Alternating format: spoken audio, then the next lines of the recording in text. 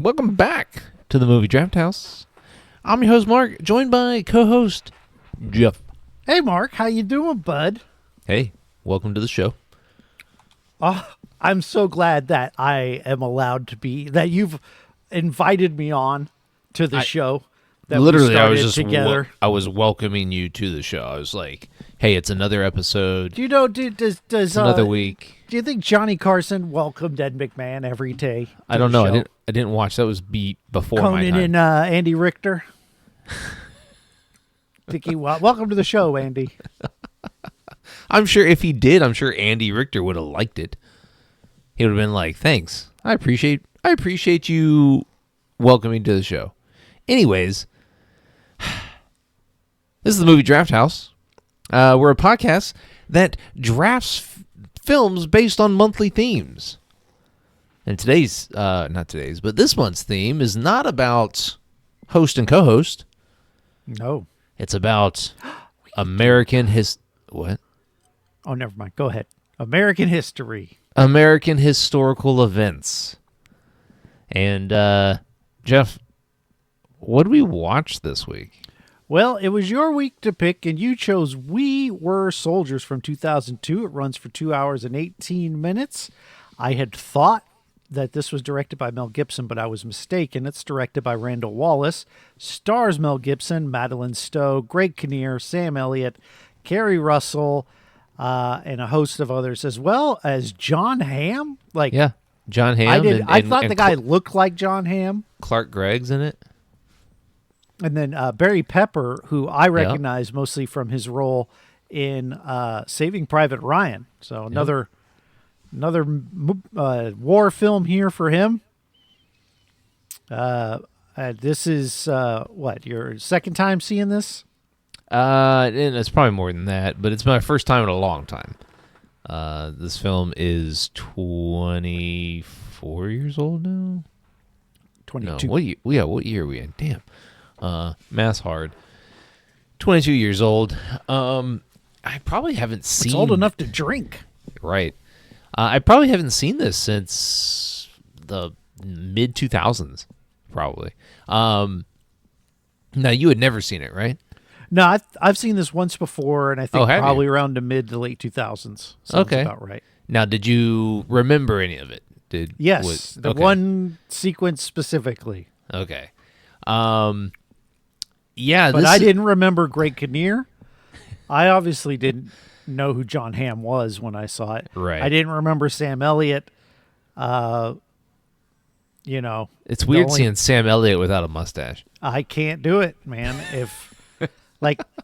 What's your favorite Sam Elliott part in this movie? No.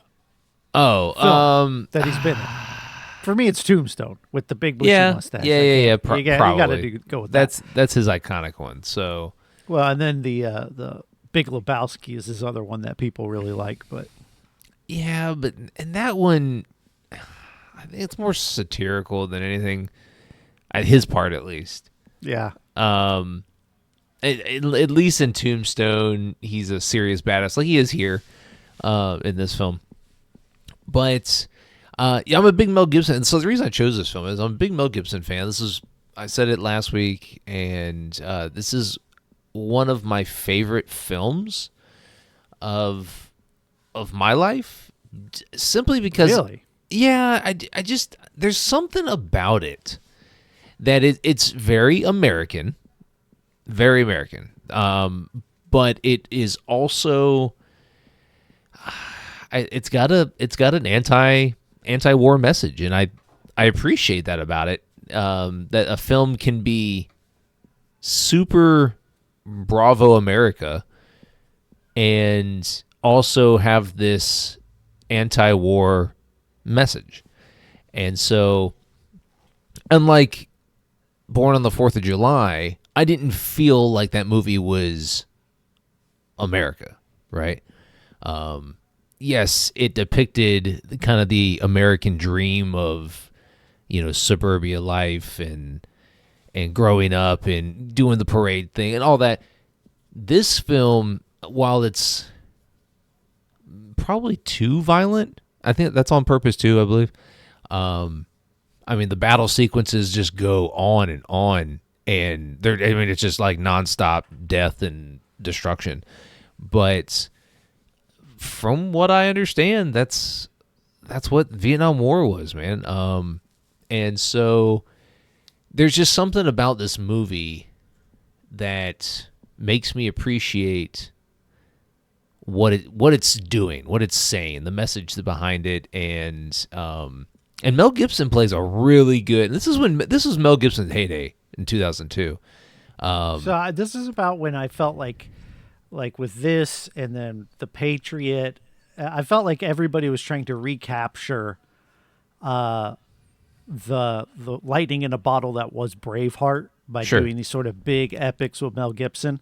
Yeah. So I felt like that's kind of why, it was in this vein. When you call it his heyday, this is what I think of. Yeah, no, right, and I do too. But Mel Gibson's one of, he's one of the iconic action stars of the late 80s, or maybe not late 80s, but 80s and 90s. And so he's middle-aged here. When I don't know how old he was when this movie came out, but he plays a father of like 4 or 5 kids, and he is what you would think of a military dad. And my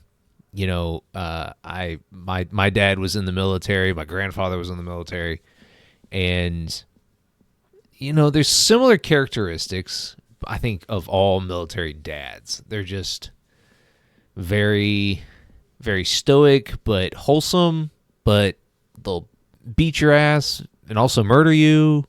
Oh, have you been murdered by your dad? No, but, okay, that's good. Threatened a couple times maybe, but I don't know. I mean, what are your thoughts on this? Let me preface Yep, what I'm about to say with okay. What I said before is that I don't like war movies. You're not a war movie guy. I got it. Just not for me. This movie is very much war. This is a lot of war. Yes, right? it's a lot of war. Like unto A Saving Private Ryan, where it's pretty much just all war. Right. They do show a little bit of the wives at home.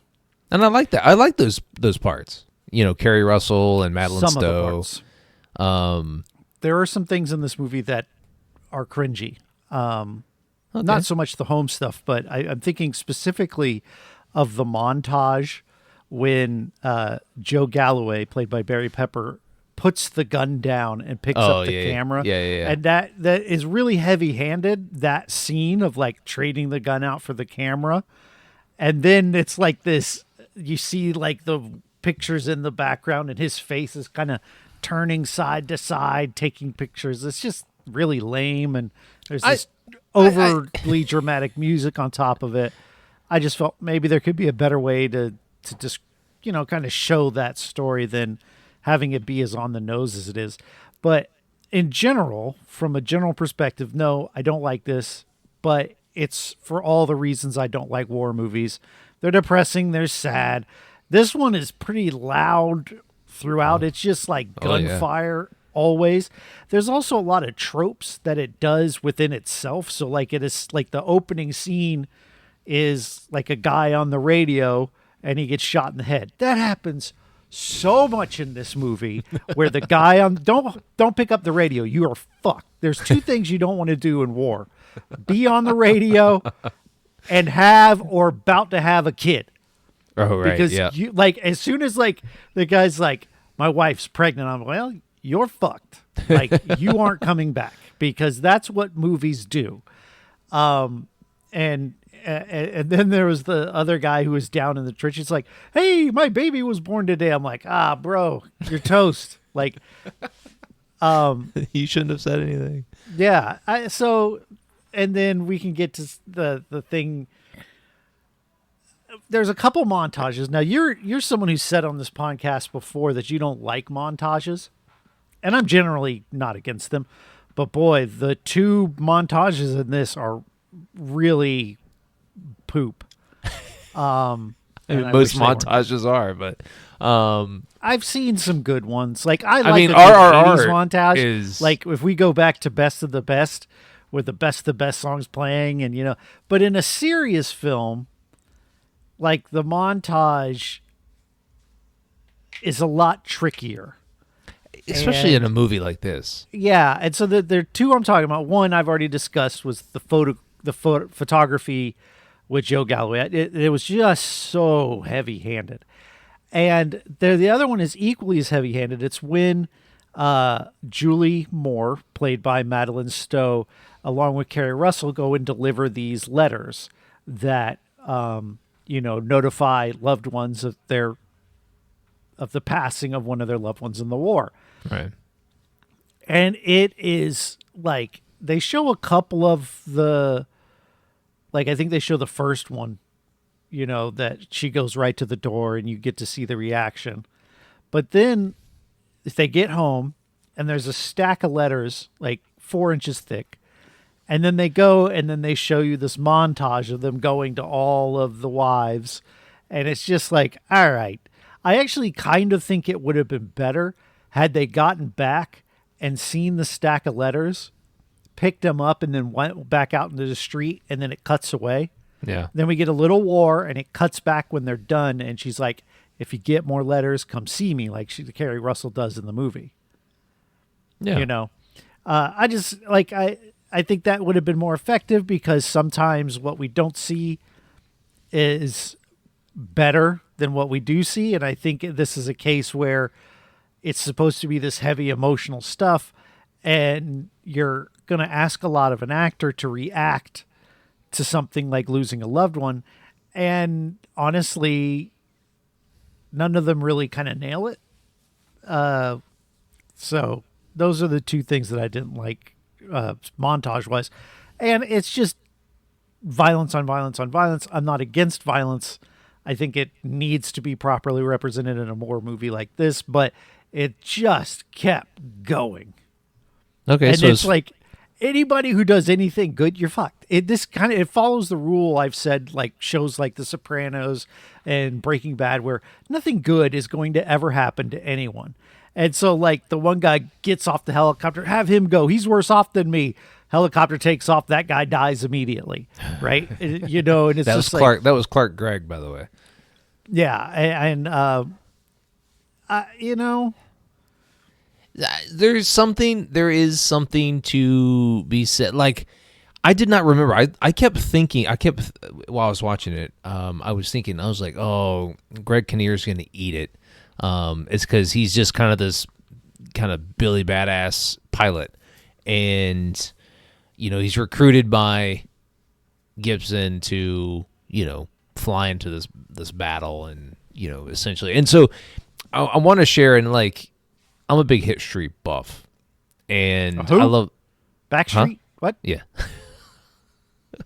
I love history. I love American history. History. Okay.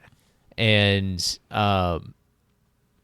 so the helicopter was first introduced into wartime aviation at the end of World War II.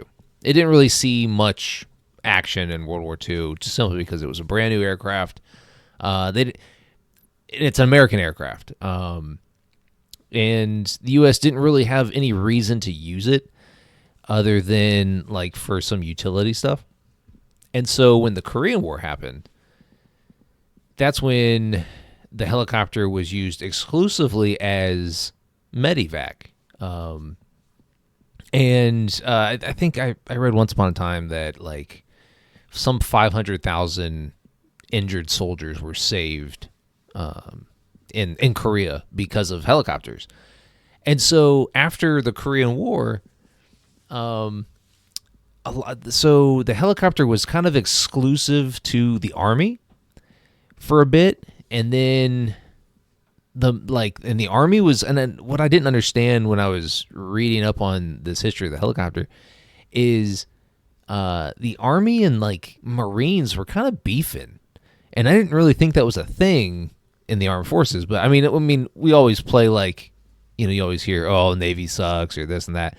But apparently, like Army and Marines were like actually beefing, and whoever was in charge of the Army at the time told whoever's in charge of the Marines, hey, you're not going to get these helicopters. Stop trying. Stop asking.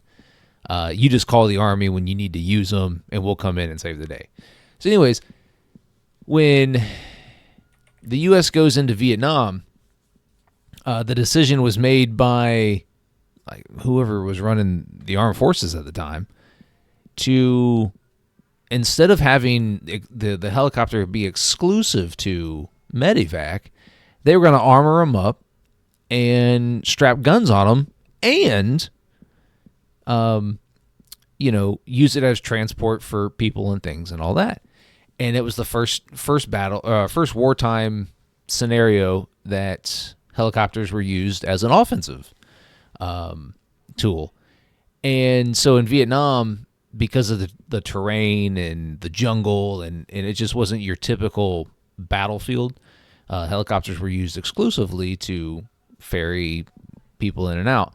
And so when Greg Kinnear's character is flying these helicopters, and and there's a lot of scenes with helicopters in this movie.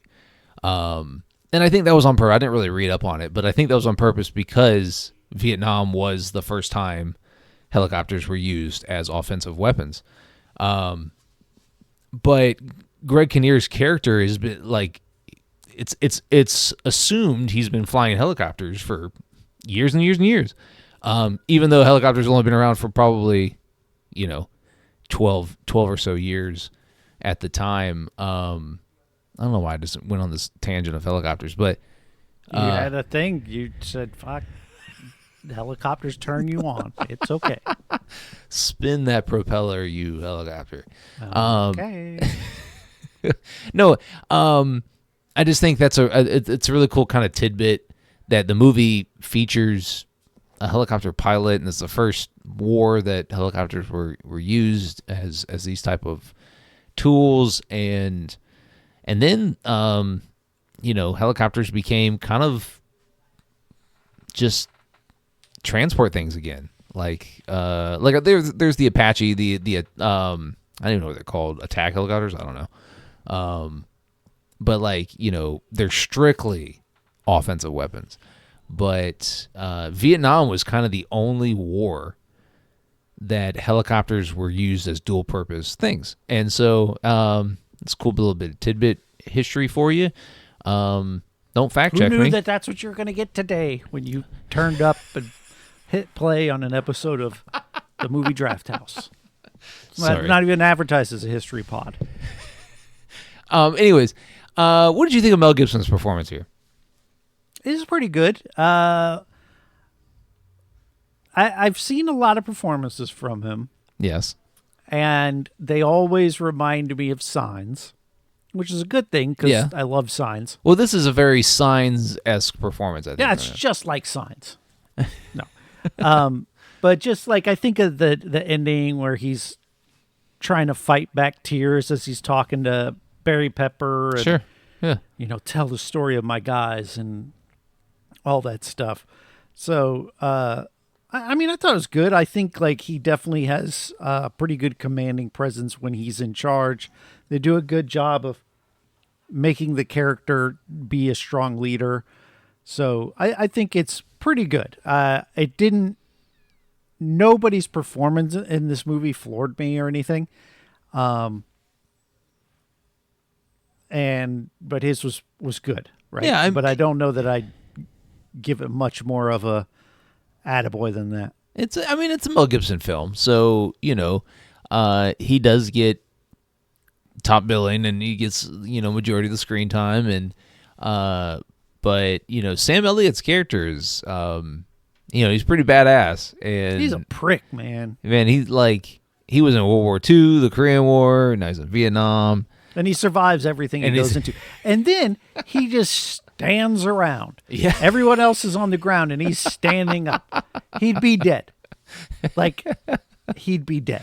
Yeah, but that is a trope in of itself, right? Yes. Like these godlike figures on a battlefield.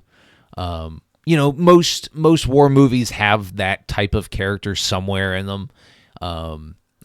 Troy, what's his face that was his character, Achilles, And so, I mean, I enjoyed it is because like, and I kept thinking, oh, Sam Elliott's going to bite it at the end. This is fine. He's finally going to get got. And he never got. Greg Kinnear lived. He never got.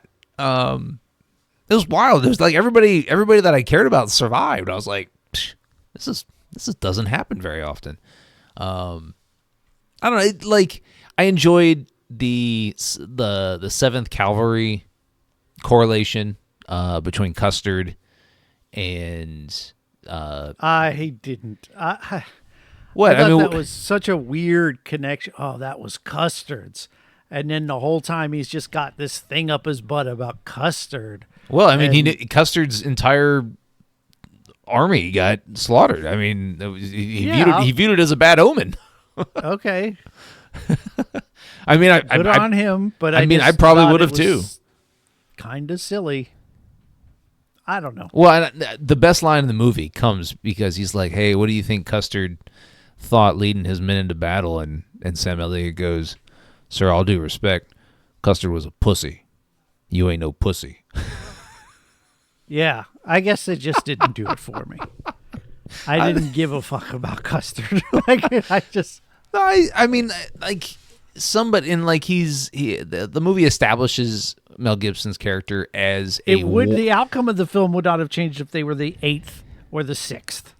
Okay. No, but like the point is that the movie establishes Gibson as a war buff.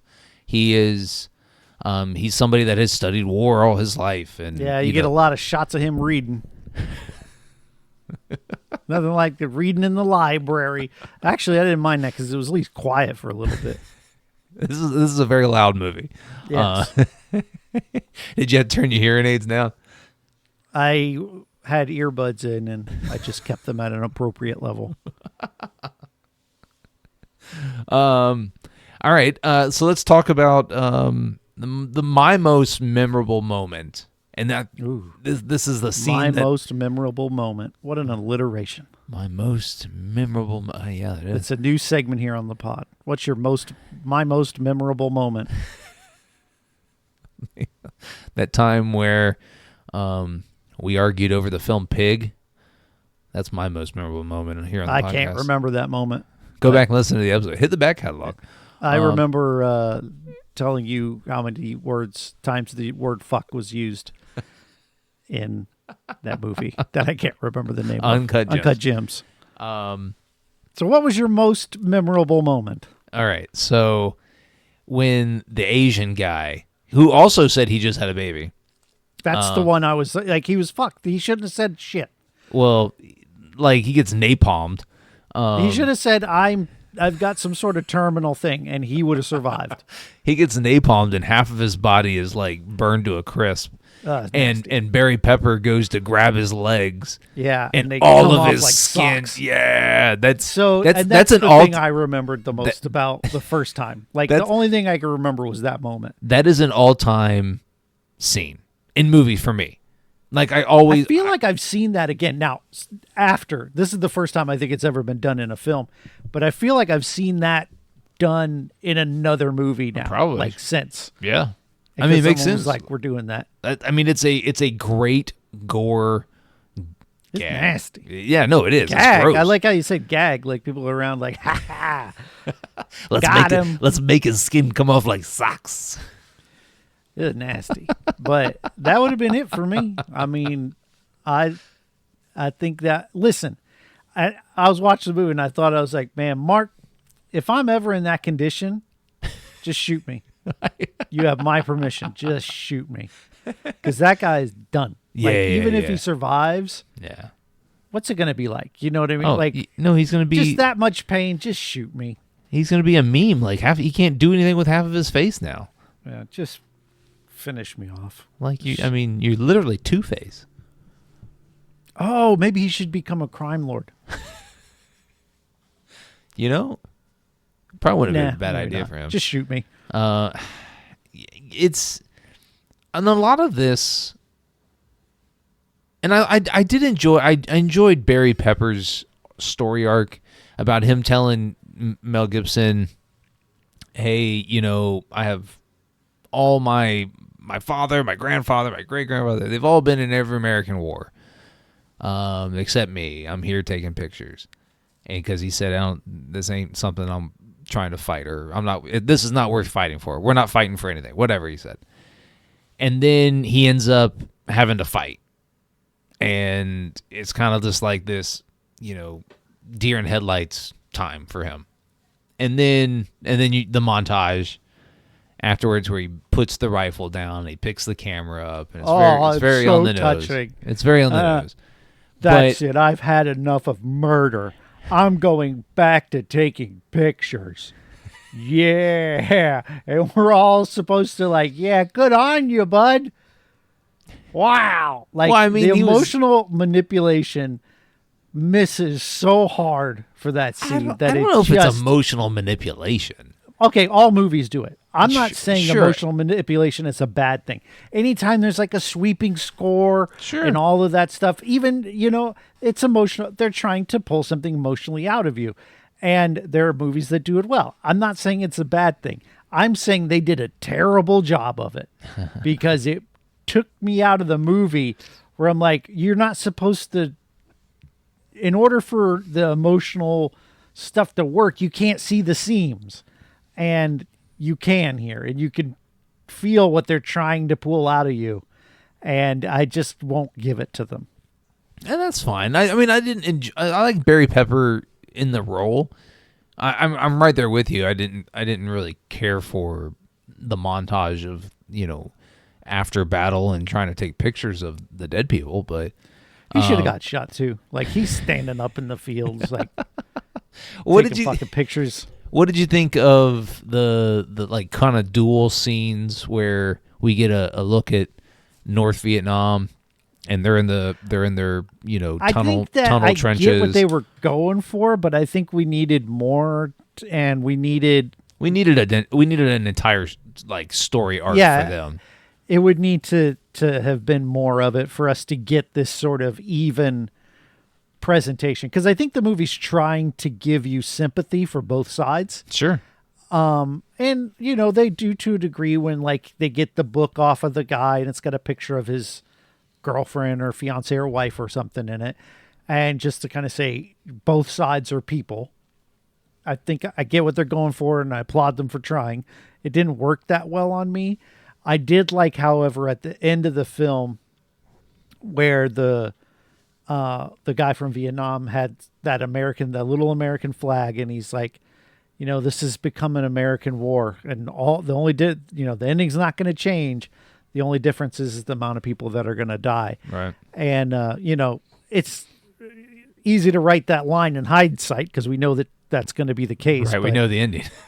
Yeah. I still thought that was a good moment for them on that side, but I felt like it could have been done better. It was that end shot of the American flag in the tree, and the Vietnam guy picks it up. He says what he says, and then he puts it back. It's effective. It's an effective scene. It's a tattered, worn small American flag. So I was going to use a word and it was probably wrong.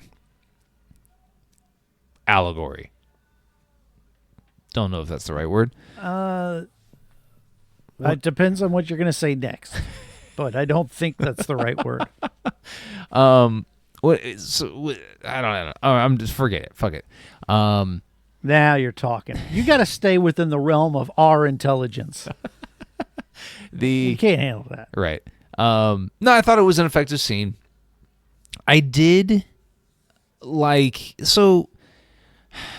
I don't enjoy.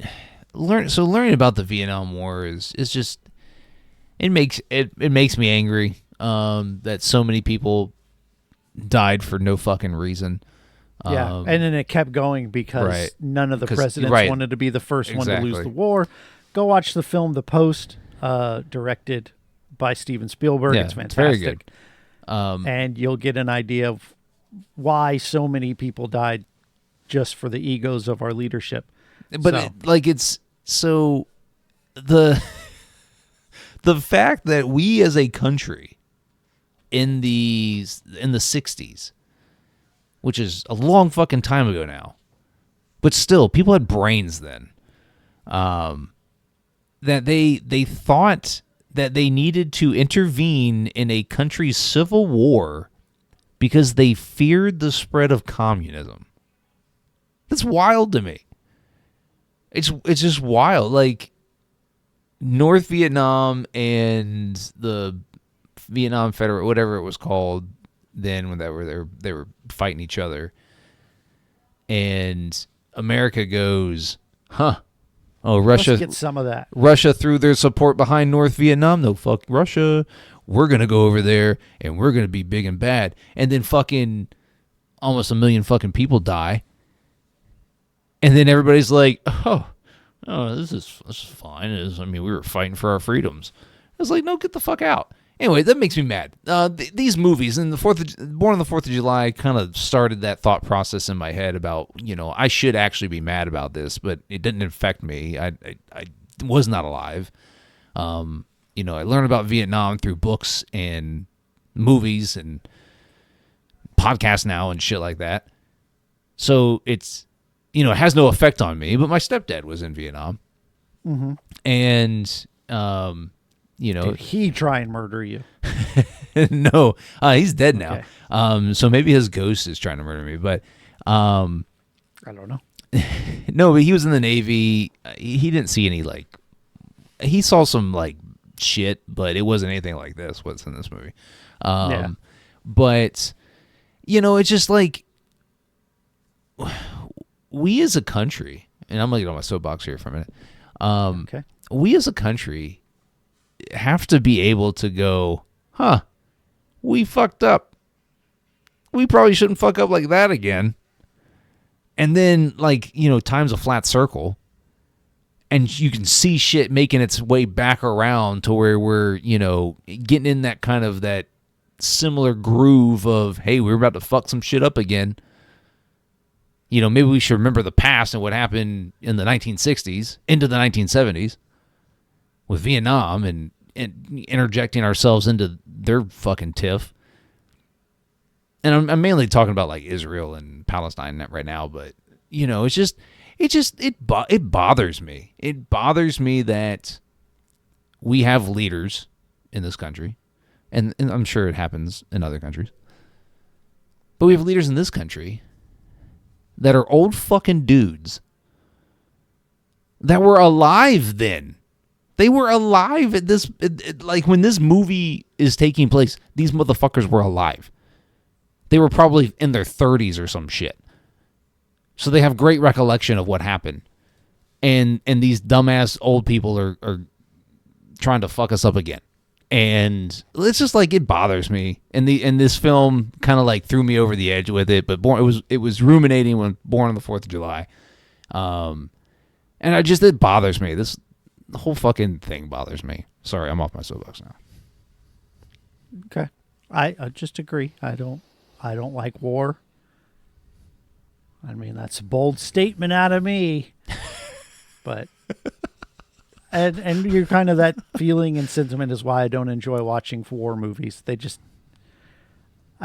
movies are to escape, and there are times where I can watch a movie that has some realness to it or whatever, but generally speaking, it's not my thing. I just want to chill out, man. Yeah. Just want to relax. You're right. And there is a time and a place for these type of films. I don't know when this movie originally came out, what time of year. I imagine it was probably somewhere in the awards season, just simply because it's 2 hours and 20 minutes long. It's got a ton of recognizable faces, and March 3rd. Oh, it was earlier than I thought. Well, I don't know then, but there's a place and a time for this type of movie. I'm not gonna sit down and throw this movie on because I'm bored. At one point in time, I would have thrown this movie on and just been like, yeah, let's watch some shit get blown the fuck up. But now in my wiser years, I'm just like, I don't need to see that shit anymore because it makes me mad. Some of the shit makes me mad. Like, I don't get mad at World War II is because, like bad people were trying to fucking run the world during World War II. So I get that. I get the United States interjecting themselves. And they weren't really interjected. They were kind of pulled in. But I get it. This fucking shit makes me mad. It's because there was no excuse for it. The Korean War, that makes me mad because we didn't need to do it. I mean, yeah, we were allies with the people that were trying to run that country, but it's just dumb. Like, and I'm glad we're no longer in this mindset of we have to fucking drop bombs on everybody that we disagree with now. But there was a span of like 30 years where America was just like, oh shit, let's just drop bombs on them. Let's just fucking fly some planes and drop bombs. And that's wild. That's a wild thought. I thought you said you were off your soapbox. Yeah, I thought I was. Yeah. Hey, Jeff, do you recommend this one? No, I don't. I don't really like watching it, and I've seen better war films, and I don't like those either. So no, big surprise. Not going to recommend it. You started off by saying this is one of your favorite movies, so it is. And then like watching it again, it was nostalgic, and I didn't remember certain beats, so I thought people were gonna die, and they didn't die, and that was kind of I was not disappointed, but like it threw me off because I was like, well, shit, why did we get so much Greg Kinnear screen time if he wasn't going to die? But I mean, I like the movie. I think the movie's good. It is very in your face, loud. It is one of the most gruesome war films that I can remember. Just simply because of like how the pace of the battle scenes. And it's just, they just kind of keep going and keep going, and then and then Mel Gibson's like, hey, let's sleep for a minute. And let's take a little bit of a. Hey, get on the radio. Get the radio. I want to tell someone I'm about to have a baby over the radio.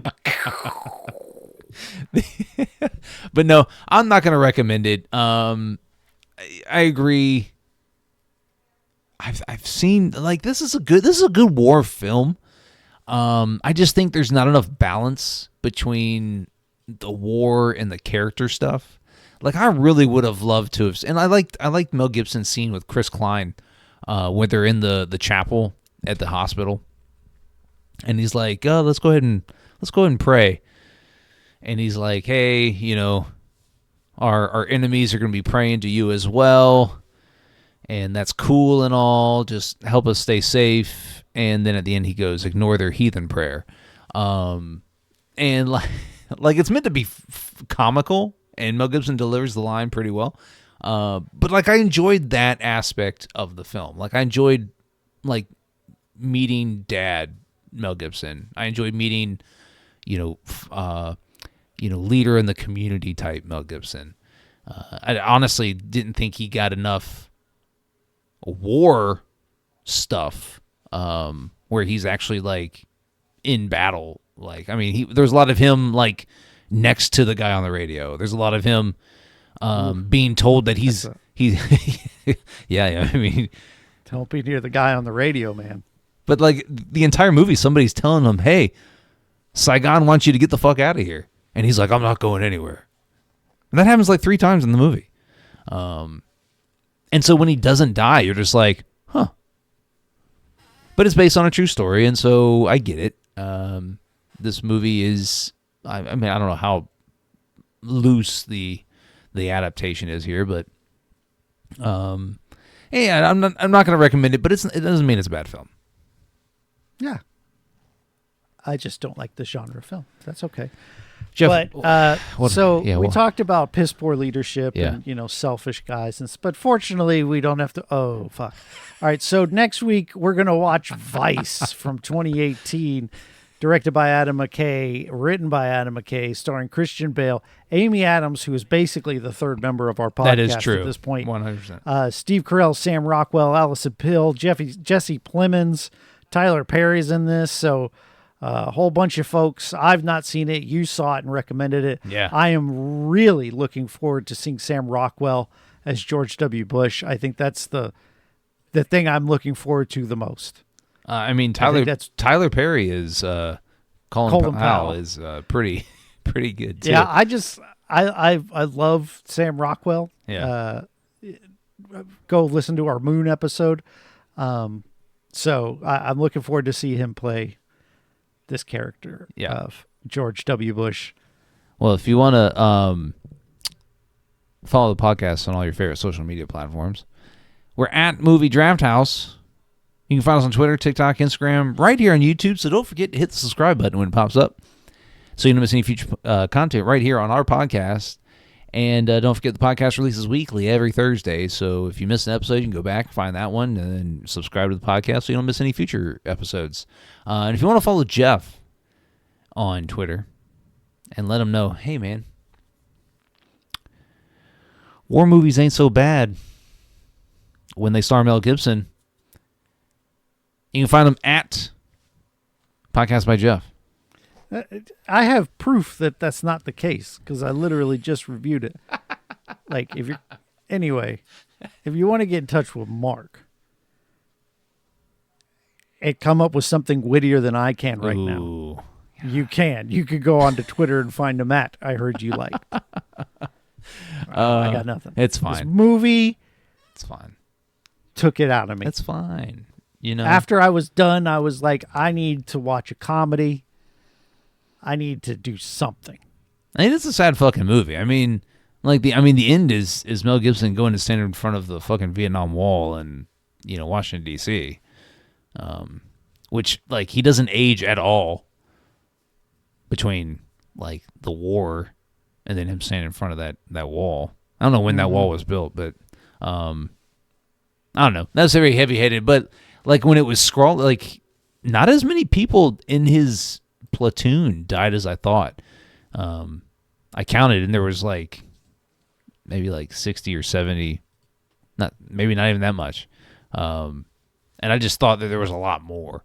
But anyways, catch us next week when we review Vice. Where is that streaming? Did you look? It looks like it's only Max. on legitimate means. Yeah, I think it's Max. Doesn't look like it. No? What the fuck did I watch it on then? Let me see. This is Prime. I watched it for fucking free. Well, not free. I paid for whatever service I'm watching it on, but. Well, yeah, but that was only but that was only 2-3 months ago. Was it? I think so. I don't know. Time. Yeah, I can't find it. I'll look for time it is offline. See time if I is can, relative, but anyways, Jeff, any last words? No, just be kind to each other and don't vote for idiots.